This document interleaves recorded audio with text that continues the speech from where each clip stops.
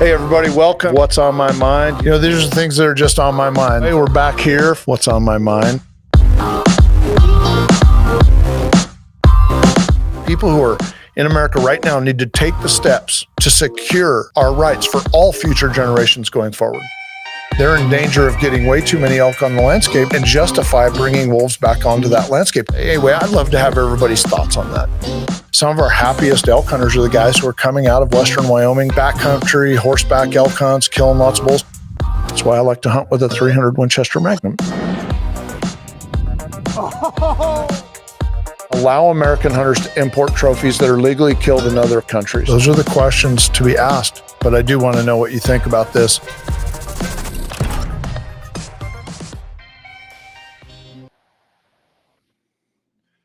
Hey, everybody, welcome to the Friday show. It's the end of another week. The weather outside's finally become beautiful again. You know, after some snow and rain and sleet and wind and just cruddy weather, is beautiful out there. And, you know, so much so I was inspired to wear some more of my Cast King shorts today. I was pretty excited to have another opportunity to put on another pair of those and get outside for a minute today.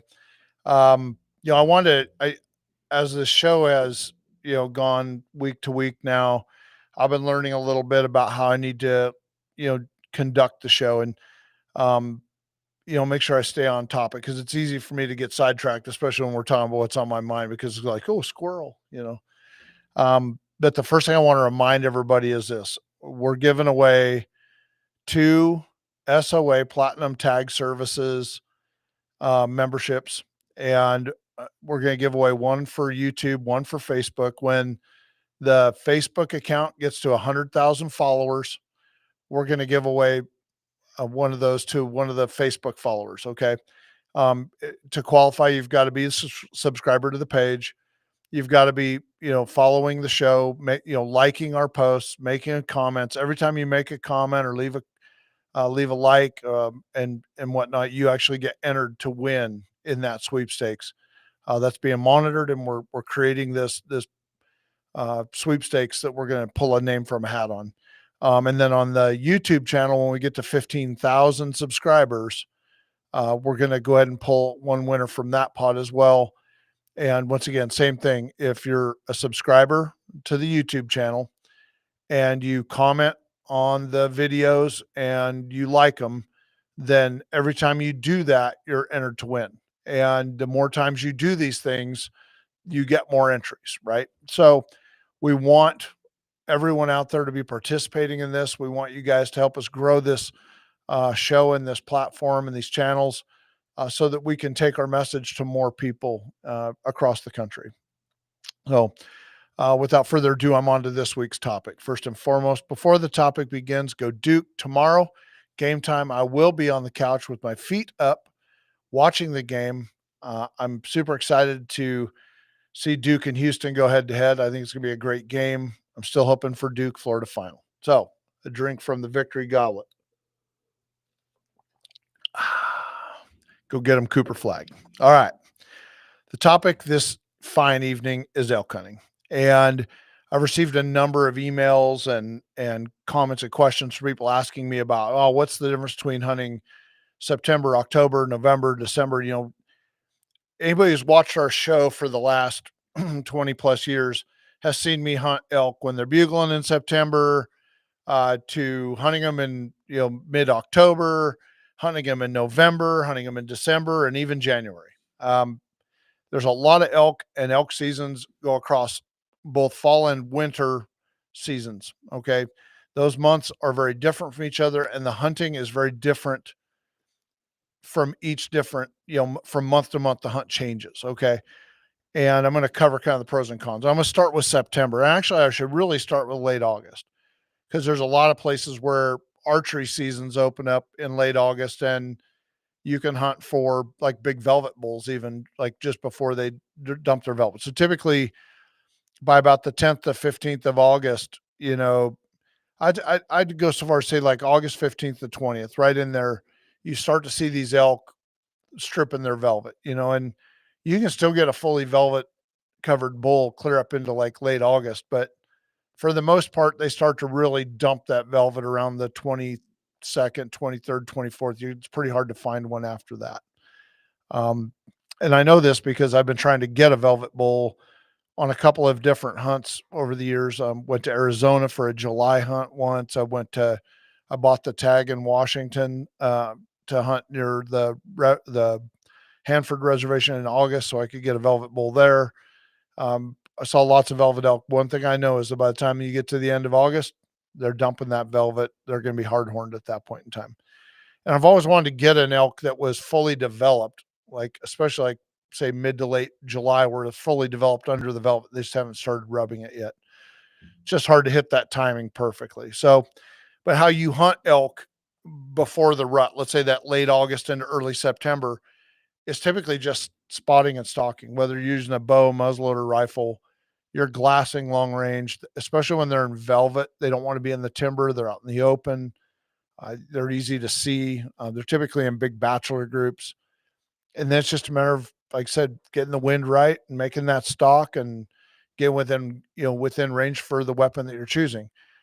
There's people who are really good at it. Some friends of mine in Utah that run those archery hunts on a CWMU in late August and even like mid to late August, and they pattern these bulls coming from the feeding areas up to their bedding areas, the water holes they stop at.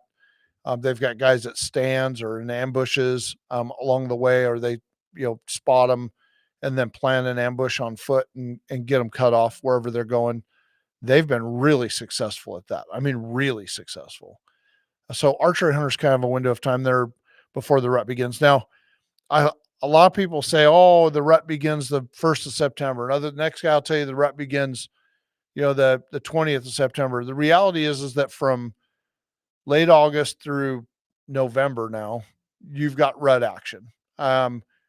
If there's a cow that comes into season, there's going to be a bull that wants to breed her, and I don't care if it's late August, September, October, or even early November.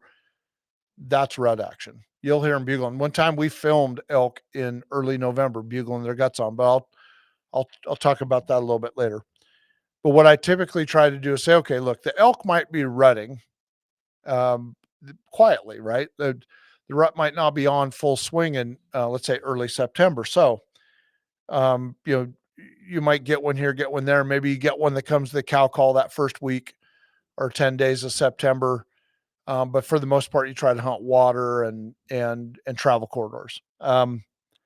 Realistically, I think that you don't really start calling or hearing good bugle action until the 9th, 10th, right in there. It starts to slowly pick up. Now, I'll tell you what, I talk about moons all the time with our clients. I try to advise them best, and I'm a big follower of this moon chart. I have them for 2025, 2026. These things are in my desk, and they're super handy because I can see what weeks each month the moon is full, when's it waning, when's it getting full. So like this year in September, you've got a full moon that comes in on like the 7th and 8th of September, and then it's going to start to fall off after that. I really think that after let's say the 10th, 11th, 12th, I should say after like the 9th or 10th, I think that's when those elk are going to start to really pick up steam. We'll be coming out of that full moon. And by the time you get to the middle of September, it should be rolling pretty good. But that doesn't mean you won't hear a bull bugle on the 1st of September because you're going to. It doesn't mean you're not going to see a bull gathering his cows at the end of August, because you're going to. There's a difference between rut and peak of the rut, and and seeing that like mind bending, rut action. Now, those are the pros. Hunting elk during the rut with a rifle, a muzzleloader, or a bow in September, that's the pro, right? What's the con? Well, a lot of people think, "Oh, I want to hunt in the rut. They'll just come to me." That isn't how elk hunting works. It all isn't a Will Primos truth about hunting video where you're hunting the hill ranch with a 1-to-1 bull cow ratio, and it doesn't matter how good or bad you sound, there's going to be a bull that comes to that because he's looking for cows. That isn't real life elk hunting. Okay. At least not very damn often. I've hunted a lot. What I will tell you is that September is when you have to work the hardest because you have elk that are moving to get away from other elk, and they're constantly on the move in the rut. They're always on the move. They're in some tough country. I mean, if you are someone who is not in great physical shape, the rut isn't when you should be hunting a lot of areas across the West. I'm not saying there isn't some cush locations, but you typically pay dearly to be there, or you have to get lucky and draw a tag. The vast majority of places that you would hunt in September are going to make you sweat and earn it. And so typically for most areas in the West, September is more physically demanding because you're chasing the elk, trying to get in front of the elk. You're working hard with the elk. I would say that carries on into like early part of October. Um, it's fun. It's different because you get to hunt the rut, but you better be in shape. All right. Then once you get to like mid-October, all right, you get to mid-October and the elk are still rutting. A lot of the cows have already been bred, but the bulls are waiting for that second cycle to come around. The cows start getting into bigger and bigger herds, safety in numbers before winter. You see a group of 8 join a group of 7. Next thing you got 15, then you got 30, then there's 60 of them. By mid-October, you start to see some pretty good sized herds of elk. And then you end up with 3 or 4 bulls that were with them together in that group. They're now talking to each other. They're competing for what few cows are left to be bred. And that is that window of time that falls from like, say, October 10th through November 10th. And like I mentioned this earlier, on November 7th or 8th, I can't remember which day, one day in Utah, we were in a whiteout blizzard surrounded by screaming bulls. Cows were bed everywhere. There were bulls going around checking them all. And we filmed a bull breeding a cow on November 7th. I'm almost certain it was their 7th or 8th, but I'm almost certain it was 7th. The whole idea of that being the peak of the rut is not good, but the peak of the rut was in late September, early October. However, the rut was still happening. I've heard elk bugling and carrying on and going crazy into late November before. Why? Because there was a hot cow or two in the bunch that didn't get bred earlier on. Mother Nature's weird. Okay. But doesn't mean it's the rut. But in mid-October, when these herds are gathered up, yeah, you got more eyes to beat, but you're typically out there rifling. This is a good time for people who are maybe not like peak mountain physical condition to get in the field before those bulls start pulling off cows. Because about the end of October, early November, in a lot of areas, the bigger, more mature bulls are going to start pulling off the cows. Then we get into the late season, the bachelor group hunting. And I'm going to talk about that in a minute. And, you know, and now we start talking about cold weather, backcountry. And that brings me to something I wanted to talk about, which was being prepared if you're going to go camp and hunt in the backcountry. I'm going to try and kind of feature a product of like a brand or something that we use when we go in the backcountry to give those companies a little bit of love. And then we've actually gone so far as to put the links to this stuff on our website, the Adventure Distributors website. Uh, I would tell you right now, if you're going to hunt like in late October, November, December, and you're going to be out wall tent camping, spike camping, take a look at Climate camping gear. We had some really good reviews on it. We used some of it. I really like their sleeping pad, but the Climate gear sleeping bags and pads. The sleeping bag that I was looking at today myself was the Wild Aspen. It's 82 inches long, 32 inches wide. They used to have an extra large that was like 84 inches, I think, or 82 by 36 or something. It's rated to 0 degrees comfort. So probably got a better survival rating than that, probably down to like minus 20, minus 30, if I had to venture to guess. But the Climate camping gear has been really good. It's a good company. They seem to do very well with their customers as well. The customer service is solid. So we went ahead and we put a link to them. If you go to the camping link on the Adventure Distributors website, you'll see Climate, and you can go to like sleeping pads and pillows and sleeping bags, and everything's right there for the Climate brand that you can go in and actually find links to make those purchases if you're looking for something good. But if you're going to hunt late season elk, that's something I definitely wanted to throw out there. All right, let's get back to, let's say, getting into, late October, early November. Elk hunting, late October, early November, you want to be prepared to shoot a little bit further. You're not going to have that opportunity to sneak up on the elk and the heavy timber, very often they're going to be in bigger, more open spaces. You need to shoot across canyons and draws, be able to shoot 200 to say 500 yards minimum. Further you can shoot, the better. Make sure you got enough gun. Don't show up with the need more.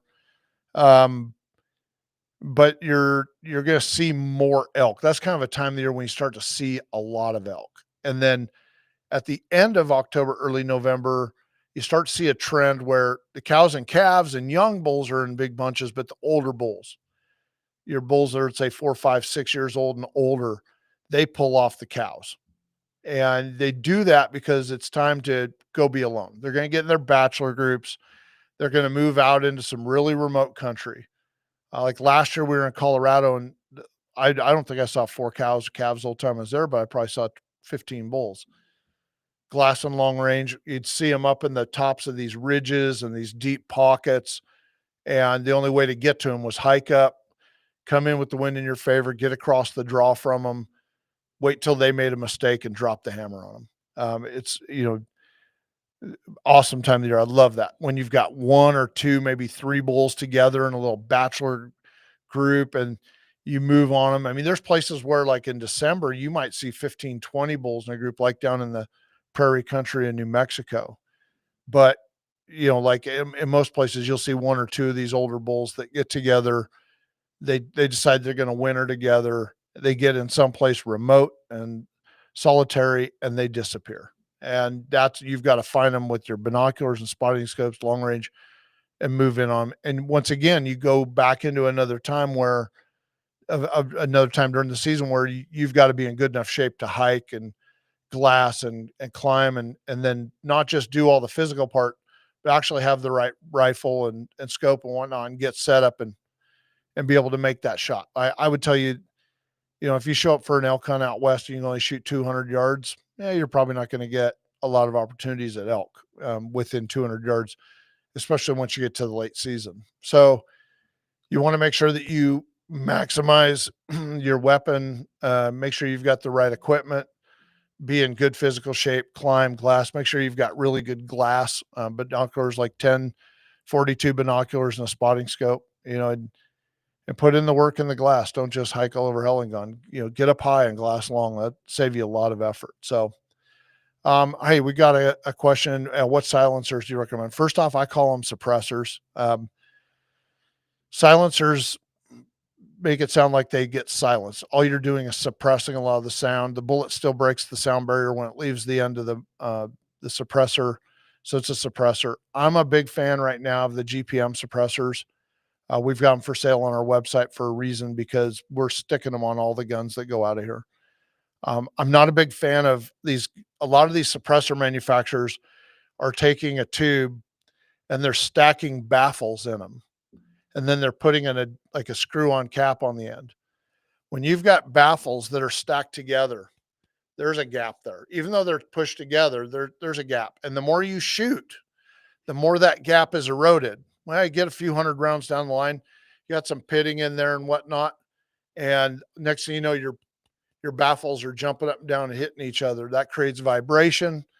Vibration causes harmonic imbalance, which causes inaccuracy in your rifle. It's a problem.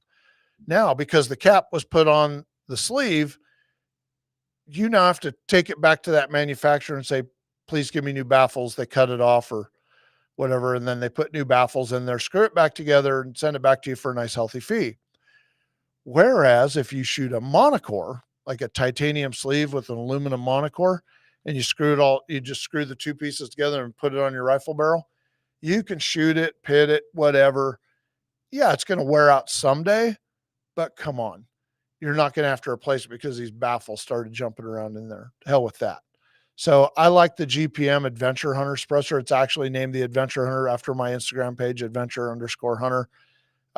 It's one that we worked with them to design. It's 6.5 inches long. It's a 10-ounce weight. So after you take off a 2-ounce muzzle brake on a gun, you're only a net 8-ounce gain. And I'll tell you the other thing, it improves your barrel harmonics.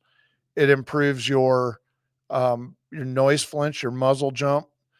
I mean, there's no reason not to have a suppressor on your rifle these days, now that you can get one in 2 or 3 days at best, maybe a week.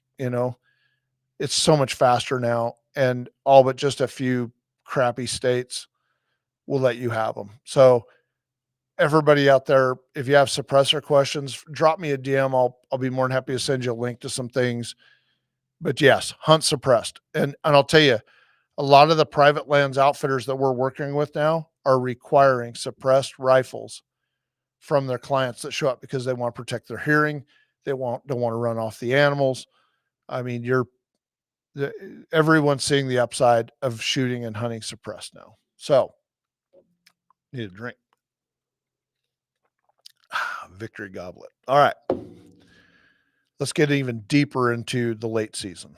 Okay. So now we get to Thanksgiving.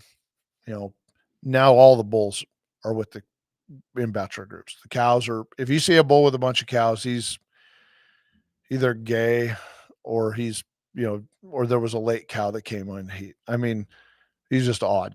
When if I'm hunting like late November and early December and I see a bunch of elk, I don't even go look at them for a mature bull. That ship sailed with me a long time ago. I know that the bull I'm looking for when I get after late November and into the month of December, I know that the bull I'm looking for is by himself or with one other bull or two other bulls, not 10 other bulls. He's going to be just a really small group.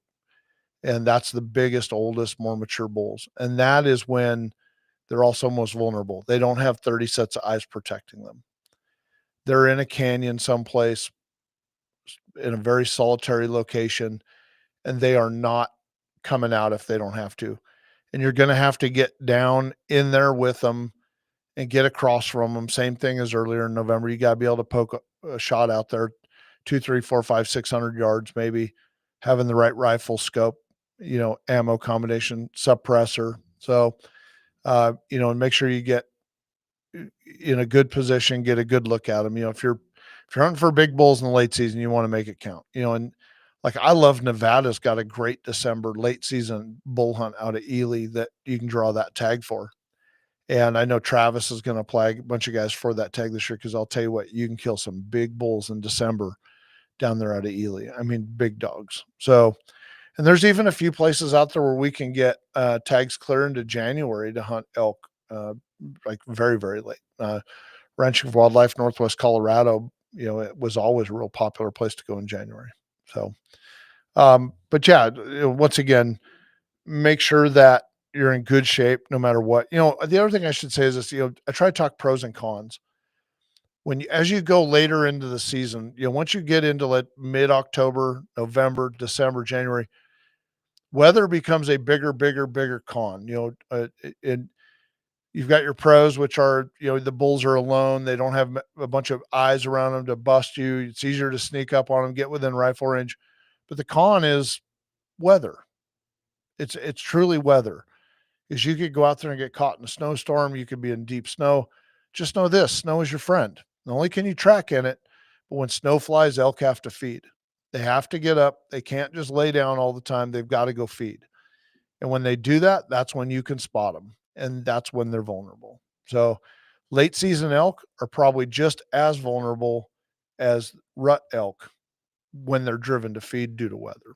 So that's something to think about there, and I talk to people about this all the time when they call and ask us about our elk hunts, when in the season should they go, and obviously everybody says, oh, I want to hunt elk during the rut with a rifle, until we start having conversations about what's really required with, doing hunts at various different times in the season. And then a lot of guys realize that, hey, there's more to an elk season than just, a few weeks in September.